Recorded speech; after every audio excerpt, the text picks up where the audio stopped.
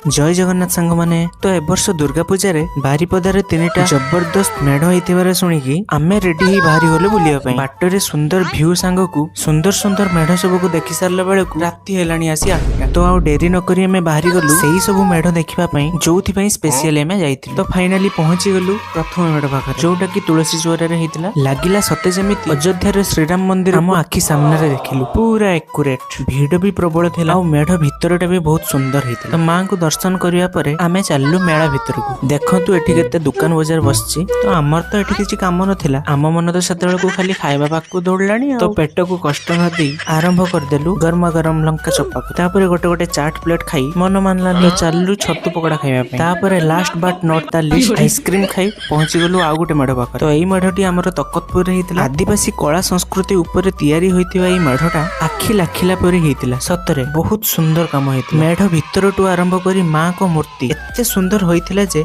सत्तरे आसीबा को इच्छा ही नथिला। बट मन को मारी विक्टोरिया मेमोरियल स्टाइल रे होइथिबा पालबणी रो मेढ़ पाखरे पहुंची गलु। सेठी मां को दर्शन कर सारिबा परे शिव पार्वती को विवाह रे एक सुंदर झलक देखि घर को फेरिलु। तो आपण मन को कोउ मेढ़टी सबुटु सुंदर लागिला कमेंट रे जणातु।